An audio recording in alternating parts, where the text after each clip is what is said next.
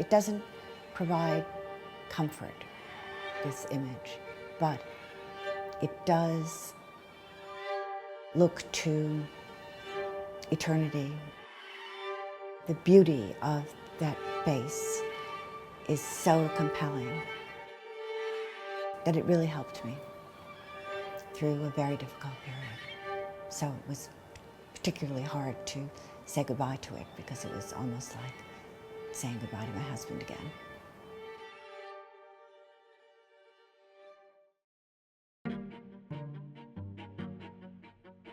When I first saw the painting, had it here in New York, when it was shipped, it was acquired in a regional auction.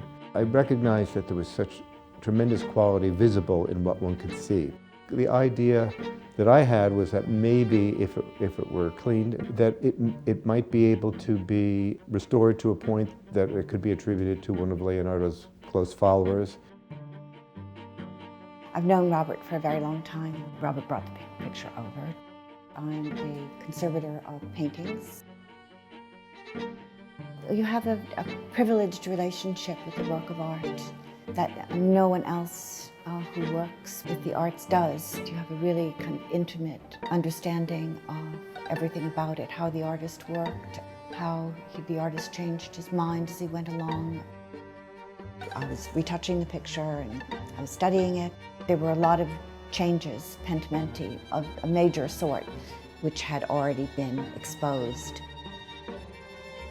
There was this pentiment of the blessing hand, there was the pentiment of the thumb.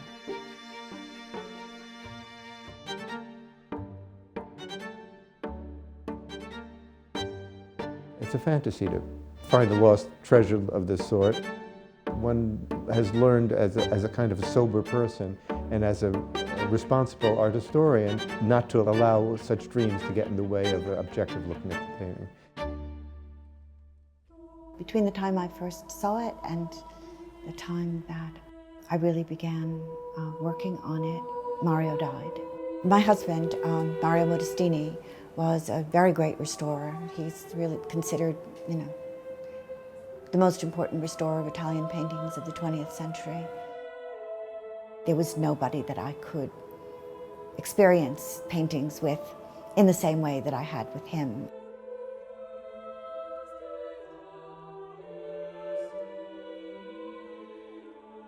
The painting became a way for me to kind of keep him alive in my mind, because I would talk to him as I was working on it. I, conjured him as I was working on it, because we'd had, so many conversations that I could actually know what he was going to say and what he would think. He was probably the best person in the world that one could have a dialogue with about this picture. As Dianne started to find very interesting, very promising things in the course of her restoration, the research continued and more pieces of the puzzle fell together. Because of the way it was painted, you sort of couldn't really see the transitions if you were looking close up where I was retouching it. But as soon as you stood back, it resolved. There's a loss in the upper lip. I was trying to match it, and I couldn't, avoid the conclusion any longer that this was absolutely by Leonardo. No one else could have painted it.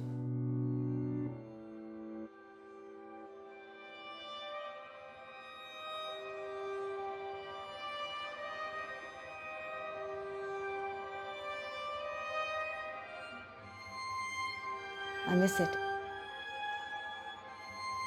I missed it when it was sold, and I will miss it when it's sold from Christie's. I think Leonardo was really doing his very best to put into an image his ideas about the universe, about infinity, and not just to depict Jesus Christ. I just hope it goes to a good home. If not an institution, then to a collector who will make it available to the public.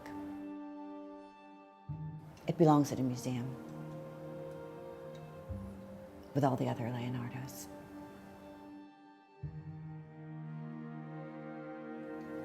It will go to the highest bidder. That's what happens at auctions.